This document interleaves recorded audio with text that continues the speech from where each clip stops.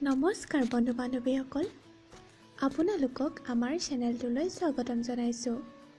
দাঁত পোকে খোৱা বা দাঁতৰ কেভিটি হোৱা এনেকুৱা এটা সমস্যা যিটো সময়ৰ লগে লগে বাঢ়ি গৈ থাকে আৰু শেষত গৈ অসহ্যকৰ বিষয় সৃষ্টি হয়।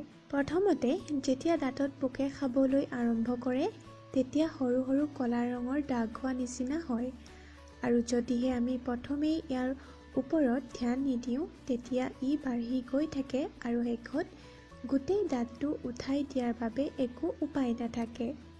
কিন্তু আমি আজি কিছুমান এনেকুৱা ঘৰুৱা উপায়ৰ কথা আলোচনা কৰিম যাৰ দ্বাৰা দাঁতৰ বিষ আৰু দাঁতৰ পোকবোৰ ধ্বংস কৰিব পাৰি।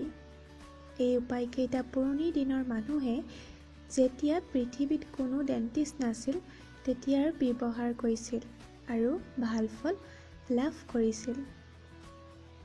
দাঁতত হোৱা পোকবোৰ আচলতে মুখত থকা সৰু সৰু বেক্টেৰিয়া যিবোৰ আমাৰ মুখত জন্মৰ পৰাই থাকে, কিন্তু যেতিয়া আমি আমাৰ মুখৰ যত্ন নলওঁ তেতিয়া বেক্টেৰিয়াবোৰ বাঢ়ি যায় আৰু আমাৰ দাঁত নষ্ট পেলায়। বেক্টেৰিয়াবোৰৰ আটাইতকৈ ভাল লগা বস্তু হৈছে মিঠা বস্তু আৰু কাৰ্বহাইড্ৰেট জাতীয় খাদ্য। যেতিয়া আমি মিঠা বস্তু খাই দাঁত পৰিষ্কাৰ নকৰোঁ বা পানীৰে ধুই নেপেলাওঁ তেতিয়া বেক্টেৰিয়াবোৰে দাঁতত লাগি থকা খাদ্যবোৰ খায় আৰু লেক্টিক এচিড উৎপন্ন কৰে, যাৰ ফলত আমাৰ দাঁতবোৰ লাহে লাহে পচিবলৈ আৰম্ভ কৰে। যেনেকৈ বেক্টেৰিয়াই মিঠা বস্তু খাই ভাল পায়, তেনেকৈ কিছুমান এনেকুৱা বস্তু আছে যাৰ দ্বাৰা বেক্টেৰিয়াবোৰ সম্পূৰ্ণৰূপে ধ্বংস কৰিব পৰা যায়। প্ৰথমতে আপোনাক লাগিব তিলৰ তেল আৰু লং তেল। তিল আৰু লং তেল যিকোনো আয়ুৰ্বেদিক দোকানত পাই যাব।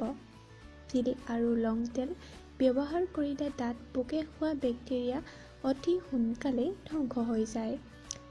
তাৰ কাৰণে 1 চামুচ তিলৰ তেল আৰু 3 টোপাল লং তেল লৈ ৰাতিপুৱা অলপমান পানীৰ লগত কুলকুলি কৰিব। ইয়াৰ লগতে 1 চামুচ তিলৰ তেল আৰু 1 চামুচ লং তেল লৈ একেলগে মিক্স কৰি ল'ব।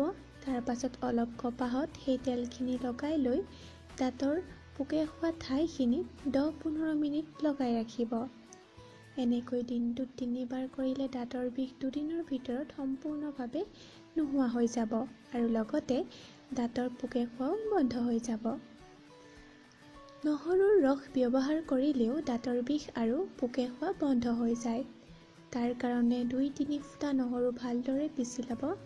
তাৰ পাছত দাঁতৰ পোকে খোৱা ঠাইত 10 মিনিটমান লগাই ৰাখিব। এনেকৈ সদায় ৰাতিপুৱা গধূলি লগালে দাঁতৰ বেক্টেৰিয়া ধ্বংস হৈ যায় আৰু বিষ একেবাৰে নাইকিয়া হৈ যায়।